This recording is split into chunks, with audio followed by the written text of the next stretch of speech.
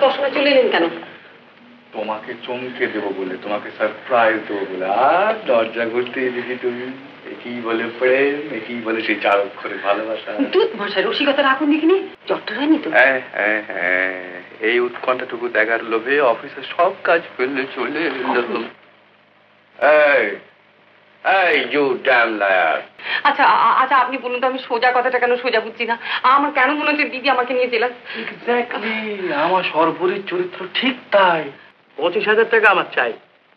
হ্যাঁ, টাকা আমি দেব। প্রমিস যখন করেছি তখন অন্তত বছর শেষ হওয়ার আগেই টাকাটা আপনি পেয়ে যাবেন। হ্যাঁ, আপনার টাকা তো আপনি দেবেনই, এছাড়াও ফাংশন মতন করে আরো কিছু টাকা তুলে দিন না। হ্যাঁ, বাড়ির মেয়েদের কাজে লাগিয়ে দিন না। হ্যাঁ, ওদেরও একটা কাজ পাওয়া হবে, আর এটা ওদের পক্ষে একটা মানসিক টনিক হবে। হ্যাঁ, ইয়েস, মানসিক টনিক। হ্যাঁ, তা ঠিকই। একদিন আসুন না আমাদের এখানে, অপর্ণা এখানে আছে, ও রাজি হলে সব হয়ে যাবে। আমি যাবো, I will go, I will convey sir. আসুন।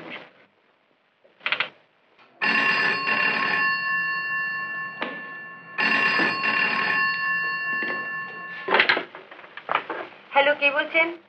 জয় বাবু, আমি অপর্ণা বলছি, বলুন। কি খবর? খবর? ও, আপনার স্ত্রীর দুপুরের স্বাস্থ্য সম্পর্কিত বুলেটিন? তবে শুনুন, উনি দুপুর 12টার সময় যথারীতি আহার আদি সারিয়া শুইয়াছিলেন। আপনার স্ত্রীর জন্য যতক্ষণ আমি জাগিয়ে আছি ততক্ষণ চিন্তার কোনো হেতু নাই। কি বললেন? মোটেই না, আগে না মশাই, আমি আজকে মোটেই পিছিয়ে ডাকাত করছি না। আমি আজকে আপনার লেখা সর্বরি পড়ছি, বুঝতে পারছেন? আরে কি মুশকিল, বিশ্বাস হচ্ছে না? আরে দেখুন দেখুন। মনে মনে ভাবছি হলো কি, 20 টাকার থেকে একবারে সর্বরি। মনে মনে খুব অবাক হচ্ছে কিন্তু। আমিও মশাই খুব অবাক হচ্ছি আমার চরিত্রের সঙ্গে সর্বরী মিল দেখে।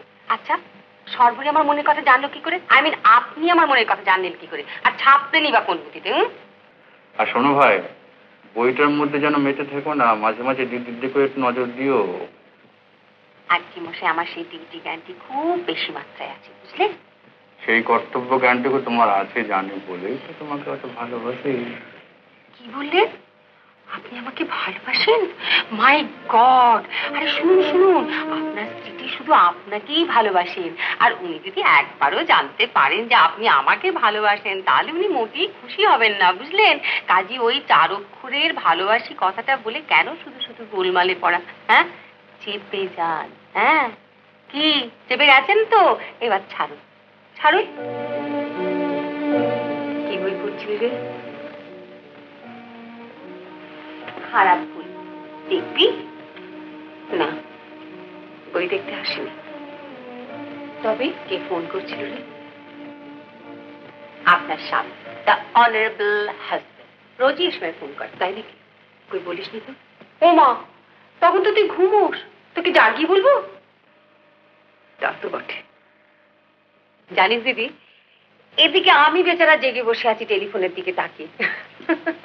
আমার এতে রাধার দশ, কখন শ্যামের বাঁশি বাজবে ক্রিং ক্রিং ক্রিং ক্রিং।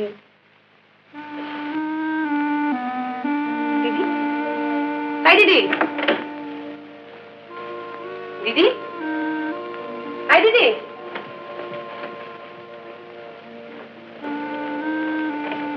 দিদি, তাই দিদি, আরে কি হলো রে? তাই দিদি, দিদি, বললো দরজাটা।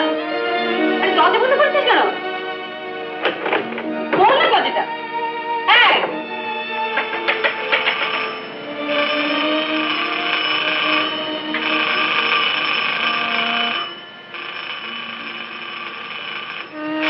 অপর্ণা, অপর্ণা কলিং বেল বাজছে। অপর্ণা সারা দিচ্ছিস না কেন? দরজাটা খোল, কাউকে খুলতে বল।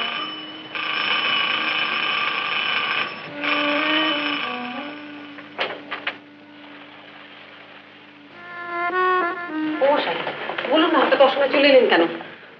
তোমাকে চমকে দেবো বলে, তোমাকে সারপ্রাইজ দেবো বলে। আর দরজা ঘুরতে দেখি তুমি একই বলে প্রেম, একই বলে সেই 4 অক্ষরে ভালোবাসা। দুধ মশাই রসিকতা রাখুন দেখিনি। আমার কি অপরাধ? আপনার স্ত্রী আপনার স্ত্রী আপনি আমাকে রোজ দুপুরবেলা টেলিফোন করেন শুনে দরজায় কুলু পেটে বসে আছে। আরে ধ্যাত নয়, আপনি শুনুন না, আপনি জানেন না আপনার স্ত্রী আপনার সম্বন্ধে খুবই স্পর্শকাতর। খুবই স্বাভাবিক, কিন্তু তোমার সম্বন্ধে মোটেই সন্দিগ্ধ চিত্ত নয়। না হলেই আমি বাঁচি। এখন দেখুন আপনি দরজা খুলতে পারেন কিনা। পারবেন না, খুলবে না।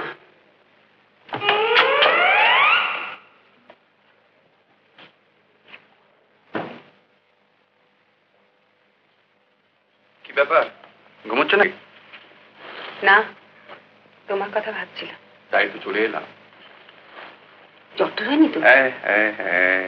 এই উৎকণ্ঠাটুকু দেখার লোভে অফিসে সব কাজ ফেললে চলে এলাম। এই ইউ ড্যাম লায়ার, খুব না, খুব আমাকে নার্ভাস করে দেওয়া হয়েছিল। ফালতুর কথা কেন? ইউ ড্যামলা এসে বইয়ের সঙ্গে প্রেম করতে, আবার আমাকে বলালো আমাকে সারপ্রাইজ দিতে। লায়ার। কি ব্যাপার, এত হাই স্ট্রং কেন? বোধহয় 20 ডাকাতের ক্রাইসিস চলছে।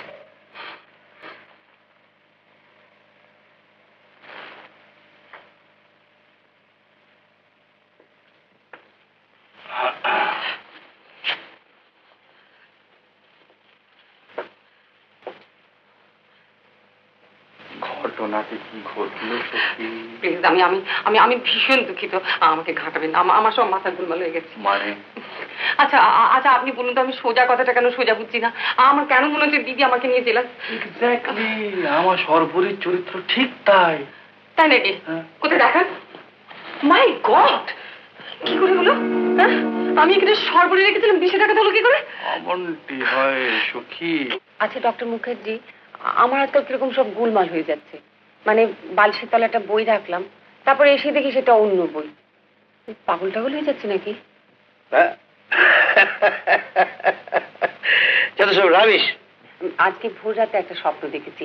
দেখলাম যে একটা খুব সুন্দর দেখতে একটা বাচ্চা শুয়ে শুয়ে আমার দিকে তাকিয়ে হাসছে, আর আমি একটা খুব সরু দড়ি, সেই দড়িটা দিয়ে ওকে ঢাকবার চেষ্টা করছি, কিন্তু দড়িটা এত ভারী যে তুলতে গিয়ে আমার হাতটা কিরকম ব্যথা করতে আরম্ভ করলো।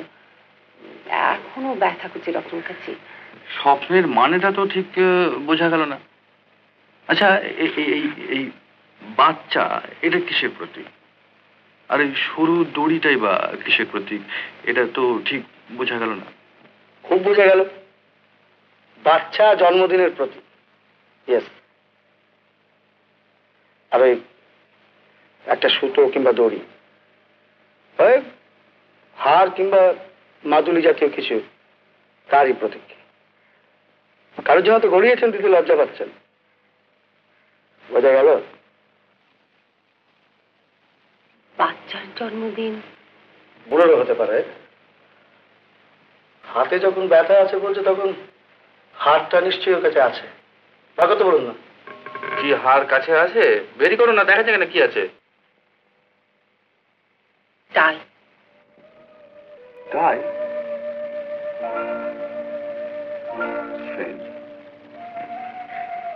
আজকে আপনার জন্মদিন। আজকে? হ্যাঁ, আজকেই তো 3 তারিখ। কি আশ্চর্য, আজকেই তোমার জন্মদিন। হিমা, হিমা, আমি একদম ভুলে গিয়েছিলাম, তোমার তো আজকে সত্যিই জন্মদিন। তা তুই লজ্জা পাচ্ছিস কেন? দিয়ে দিই প্রেজেন্টেশনটা। দেবো বলেই তো টাইটা মনোগ্রাম করে রেখেছিলাম, তো দেখলাম তোরাই জন্মদিনের কথা ভুলে বসে আছিস। আমি আগ বাড়িয়ে দিতে গেলে যদি বাড়াবাড়ি কিছু হয়। এই দিন আমি স্থির করে নিয়ে আসি। কিচ্ছু হয় না। উঠে আছে, দিন না, প্লিজ দিন।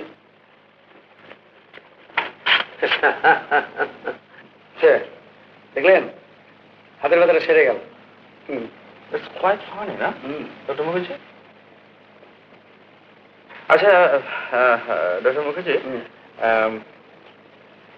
এইরকম একটা সাইকোলজিক্যাল ফিচার নিয়ে যদি কোনো রকম কোনো নাটক বা উপন্যাস যদি লেখা যায়, তাহলে কিরকম? খুব ভালো হয়। উত্তম কুমারের সেরা সিনেমা দেখতে হলে ডাউনলোড করুন ক্লিক অ্যাপ।